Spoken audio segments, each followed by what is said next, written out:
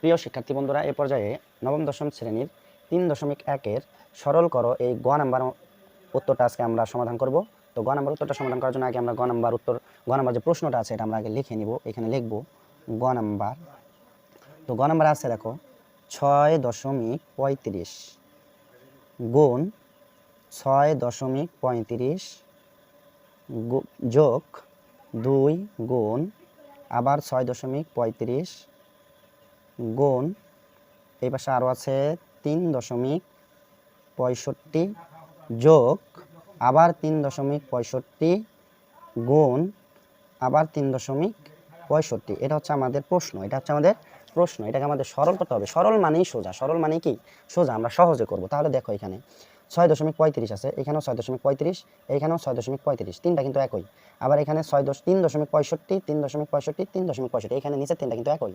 তাহলে আমরা উপরে যে তিনটা আছে এই তিনটা থেকে একটা ধরে নিব, নিচে যে তিনটা আছে এই তিনটা থেকে একটা ধরে নিব। এই জন্য আমরা লিখবো ধরি কি ধরবো, প্রথমে 6.35 যা আছে এটাকে আমরা ধরলাম এ, আর 3.65 এই তিনটা আছে না, এখান থেকে একটা নিব 3.65, এটা ধরবো আমরা হচ্ছে বি। তাইলে এ আর বি ধরে নিলাম। এখন লিখবো প্রদত্ত রাশি। প্রদত্ত রাশিটা দেখো কিরকম হয়। প্রদত্ত রাশিটা অর্থাৎ আমরা এই প্রশ্নটা দেখবো আর মান বসাবো। তাহলে 6.35 এটাকে আমরা কি ধরছিলাম এ, তাহলে এই জন্য লিখবো এ। এরপর গুণ আছে তাহলে গুণ চিহ্ন দিব। আবার 6.35 কি ধরছিলাম এ, আবার এ লিখবো। তারপরে যোগ আছে যোগ দিব। এরপরে 2 আছে 2 দিব। আবার গুণ আছে গুণ দিব। এরপরে 6.35 এটাও ধরছি কি ধরছি এ, তাহলে আবার এ লিখবো। তারপরে আবার গুণ আছে তাহলে আবার গুণ চিহ্ন দিব।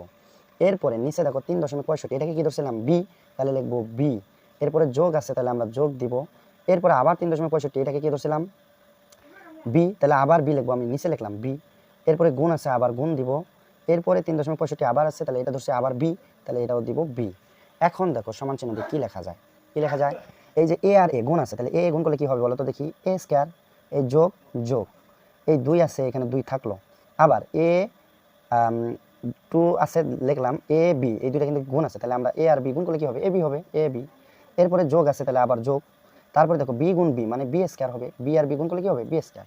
এখন দেখো তো সূত্র পড়ছে না, a square plus 2ab plus b square. সূত্র কি, a plus b whole square. এটা সমান কিন্তু এটা লেখা যায় a square plus 2ab plus b square. আচ্ছা, এখন আমরা মান বসাই দেবো। তো মান বসানোর জন্য আমরা এখান থেকে লিখবো, যেহেতু জায়গা কম, তাহলে এর মান বসাই দেবো। এ সমান কি ধরছিলাম 6.35, তাহলে 6.35 লিখলাম এটার জন্য। তারপরে যোগ আছে যোগ দিব। এরপর বীর মান আছে, বীর মান কি ধরছিলাম 3.65, তাহলে 3.65 লিখবো। এরপর দুইটার উপরেই কিন্তু স্কয়ার আছে, তাহলে আমরা ব্র্যাকেট দিয়ে স্কয়ার দিয়ে দিলাম। আশা করি এই পর্যন্ত বুঝতে পারছো। এখন আমরা এখান থেকে দুইভাবে করতে পারি।